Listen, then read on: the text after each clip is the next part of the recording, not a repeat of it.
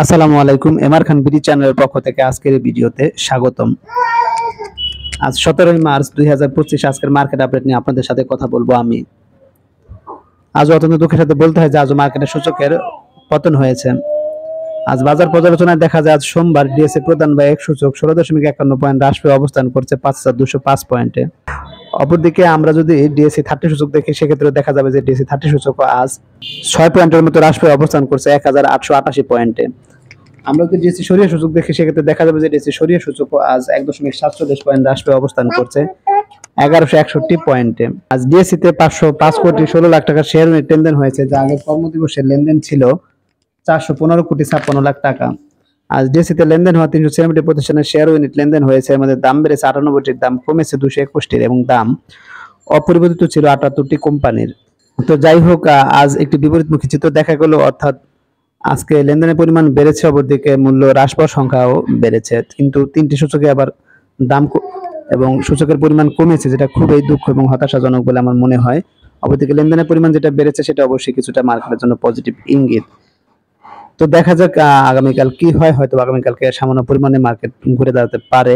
তো এখন যদি আমি আজকের মার্কেট ইন্ডেক্স মুভার্স দেখি সেক্ষেত্রে দেখা যাবে যে মার্কেট পুলার্স বা সূচক বৃদ্ধিতে যাদের অবদান রয়েছে তারা কারা, তারা হলো united commercial bank, south east bank, Bex pharma, Bashundhara paper, Al Arafah Islami bank, Fuwang ceramic, Exim bank, Mozaffar Hossain spinning mill, Shinepukur ceramics এবং ইআইএল। তো সেক্ষেত্রে দেখা যাচ্ছে যে ইউসিবি একাই 3 পয়েন্টের মতো, সাউথ ইস্ট ব্যাংক 2 পয়েন্টের মতো, বেক্স ফার্মা 1 পয়েন্টের মতো এবং বাকি সবাই 1 পয়েন্টের এরকম সূচকের বৃদ্ধি ঘটিয়েছে। তো সেক্ষেত্রে দেখা যাচ্ছে ইউসিবি 11 টাকা 70 পয়সা থেকে 12 টাকা 30 পয়সা, সাউথ ইস্ট ব্যাংক 9 টাকা 60 পয়সা থেকে 10 টাকা 20 পয়সা, বেক্স ফার্মা 81 টাকা 20 পয়সা থেকে 82 টাকা 40 পয়সা, বসুন্ধরা পেপার 40 টাকা 30 পয়সা থেকে 44 টাকা, আল আরফা ইসলামী ব্যাংক 23 টাকা থেকে 23 টাকা 20 পয়সা, ফুয়াং সিরামিক 14 টাকা 50 পয়সা থেকে 15 টাকা 60 পয়সা, এক্সিম ব্যাংক 6 টাকা 60 পয়সা থেকে 6 টাকা 70 পয়সা, মুজাফর হোসেন স্পিনিং মিল 15 টাকা থেকে 16 টাকা 50 পয়সা, শাইনপুকুর সিরামিক 22 টাকা থেকে 23 টাকা 20 পয়সা এবং ইআইএল 45 টাকা 70 পয়সা থেকে 48 টাকা 70 পয়সা লেনদেন হয়েছে।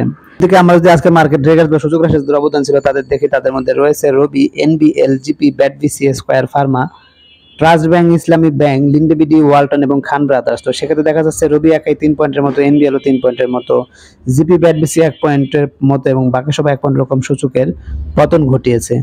তো সেক্ষেত্রে রবি 28 টাকা 10 পয়সা থেকে 26 টাকা 20 পয়সা, এনবিএল 4 টাকা 40 পয়সা থেকে 4 টাকা 10 পয়সা, জিপি 324 টাকা 80 পয়সা থেকে 322 টাকা 60 পয়সা, ব্যাট বিসি 326 টাকা থেকে 324 টাকা, স্কয়ার ফার্মা 220 টাকা 40 পয়সা থেকে 219 টাকা 90 পয়সা, ট্রাস্ট ব্যাংক 22 টাকা 20 পয়সা থেকে 21 টাকা 70 পয়সা, ইসলামী ব্যাংক 43 টাকা 30 পয়সা থেকে 43 টাকা 20 পয়সা, লিন্ডেবিডি 959 টাকা 60 পয়সা থেকে 935 টাকা 60 পয়সা, ওয়ালটন 467 টাকা 70 পয়সা থেকে 466 টাকা 50 পয়সা এবং খান ব্রাদার্স 169 টাকা 60 পয়সা থেকে 167 টাকা 70 পয়সা লেনদেন হয়েছে। এখন আমি আজকে দিনের টপ গেইনার বা মূল্যবৃদ্ধিতে কারা ছিল তা দেখে, তাহলে দেখা যাবে আজকে মূল্যবৃদ্ধি শীর্ষে চলে এসেছে Mozaffar Hossain spinning mill, RSRM steel, Aramit cement, Bashundhara paper, EBL first mutual fund, ACML Lexa fund, Fuwang ceramic, global insurance, EIL এবং এসিএমএল আইবিবিএল ফান্ড। তো সেক্ষেত্রে দেখা যাচ্ছে যে মুজাফর হোসেন স্পিনিং মিল আজকে মূলত হল্টেড হয়েছে, অপরদিকে আরএসআরএম স্টিল হল্টেডের কাছাকাছি, Aramit cement, Bashundhara paper mill halted হয়েছে এবং বাকি সবাই 8% থেকে 6% মতো মূল্যের বৃদ্ধি ঘটেছে। অপরদিকে আমরা হচ্ছে আজকের টপ লুজার্স বা মূল্যরাশি কারা ছিল তা দেখে, তাহলে দেখা যাবে আজকে মূল্যরাশি শীর্ষে চলে এসেছে Robi, Magura multiplex PLC, Takaful insurance, NBL, prime first mutual fund, Kasim industries, Sikder insurance, Bangladesh national insurance, trust islamic life insurance এবং গোল্ডেন হারভেস্ট অ্যাগ্রো। তো সেক্ষেত্রে দেখা যাচ্ছে যে রবি ও মাগুরা দেখা যাচ্ছে 6%-এর মতো এবং বাকি সবাই 4 থেকে 3%-এর মতো মূল্যের পতন ঘটেছে। এখন আমি আজকের দিনে লেনদেনের শীর্ষে কারা ছিল তা দেখে, তাহলে দেখা যাবে আজকে লেনদেনের শীর্ষে ছিল Shinepukur ceramics, Square Pharma, Alif industries, Orion fusion, Fuwang ceramic, Fuwang food, Bashundhara paper mill, বিস হ্যাচারি, ইন্ট্রাকো এবং বিডি থাই। তো সেক্ষেত্রে দেখা যাচ্ছে যে শাইনপুকুর প্রায় আজকে 24 কোটি টাকার মতো লেনদেন হয়েছে, স্কয়ার ফার্মা 21 কোটি টাকার মতো, আলিফ ইন্ডাস্ট্রিজ 14 কোটি, ওরিয়ন ফিউশন, ফুয়াং সিরামিক 11 কোটি টাকার মতো, ফুয়াং ফুড ও বসুন্ধরা পেপার 9 কোটি টাকার মতো এবং বিস হ্যাচারি, ইন্ট্রাকো, বিডি থাই 8 কোটি টাকার মতো লেনদেন হয়েছে। অপরদিকে আজকের দিনে ভলিউমের শীর্ষে কারা ছিল তা যদি দেখি, দেখা যাচ্ছে Shinepukur ceramic, Fu-Wang ceramic, Fuwang food, UCB, BD Thai, south east bank, KTL, Intraco, Acme pesticide এবং ইটিএল আজকে মূলত ভলিউমের শীর্ষে ছিল। তো সেক্ষেত্রে দেখা যাচ্ছে যে শাইনপুকুর সিরামিক আজকে প্রায় 1,03,63,548টি শেয়ারের লেনদেন হয়েছে। অপরদিকে ফুয়াং সিরামিক 75 লাখের মতো, ফুয়াং ফুড 58 লাখের মতো, অপরদিকে ইউসিবি বিডি থাই যথাক্রমে 56 লাখ ও 50 লাখের মতো, এবং বাকি সবাই 39 লাখ থেকে 28 লাখের মধ্যে শেয়ারের লেনদেন হয়েছে। এখন আমি আজকের দিনে সেক্টর বেস লেনদেন দেখি, তো সেক্ষেত্রে দেখা যাচ্ছে যে আজকে যেগুলো সেক্টরে খারাপ করেছে, ভালোর কথা যদি বলি সেক্ষেত্রে দেখা যাচ্ছে service and real estate, ceramic sector, mutual fund, corporate bond, paper and printing এগুলো ভালো করেছে। অপরদিকে খারাপের ভিতর দেখা যাচ্ছে যে ইন্স্যুরেন্স সেক্টর বেশি খারাপ করেছে, টেলিকমিউনিকেশনে খুব বেশি খারাপ করেছে, এবং বাকি সবাই মোটামুটি খারাপ করেছে। আমরা যদি একটা ডিক্লারেশন দেখি, তো সেক্ষেত্রে দেখা যাচ্ছে যে 16 মার্চ প্রাইম ব্যাংক মূলত অ্যানুয়ালি 17.5% ক্যাশ ডিভিডেন্ড ঘোষণা করেছে। তাদের স্টক ডিভিডেন্ড ছিল 2.5%, তাদের ইপিএস ছিল 6.47 টাকা, নেট অ্যাসেট ভ্যালু 34 টাকা 7 পয়সা, তাদের রেকর্ড ডেট হচ্ছে 10 এপ্রিল 2025। তো যাই হোক, এটা খুবই ভালো একটি ডিভিডেন্ড বলে আমি মনে করি, প্রাইম ব্যাংকের ইনভেস্টরদের জন্য একটি ভালো সংবাদ। তো যাই হোক, আপনারা যারা উক্ত ডিভিডেন্ড গুলো পেতে চান, আপনাদেরকে অবশ্যই 10 এপ্রিল 2025-এর পূর্বে উক্ত কোম্পানির শেয়ারগুলো ধারণ করতে হবে। তো এখন আমি চলে যাবো আজকের দিনে গুরুত্বপূর্ণ কিছু নিউজে।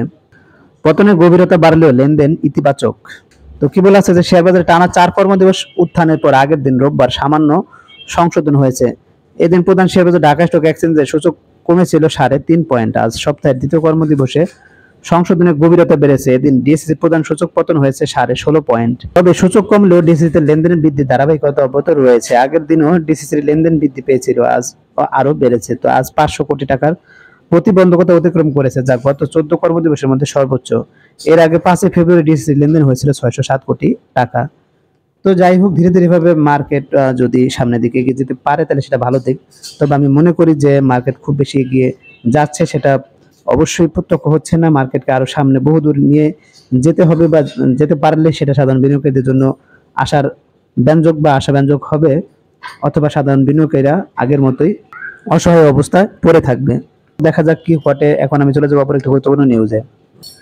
বাজেটে মূলধনী আয়ে কর হার কমানো সহ গুচ্ছ প্রস্তাব ব্রোকার্স অ্যাসোসিয়েশনের।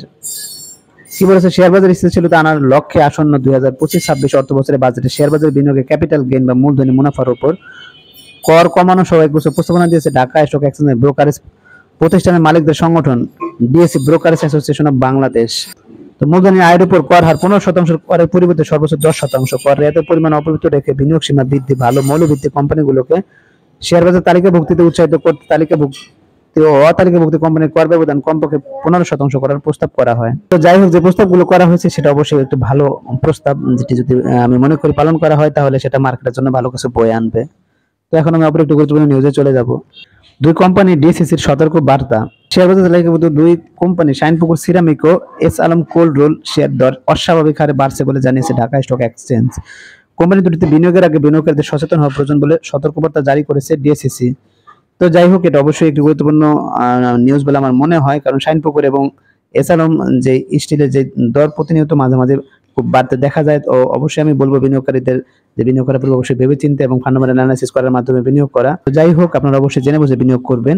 তো এখন আমি অপর একটি গুরুত্বপূর্ণ নিউজে চলে যাব। 17 মার্চ ব্লকে 5 কোম্পানির বড় লেনদেন।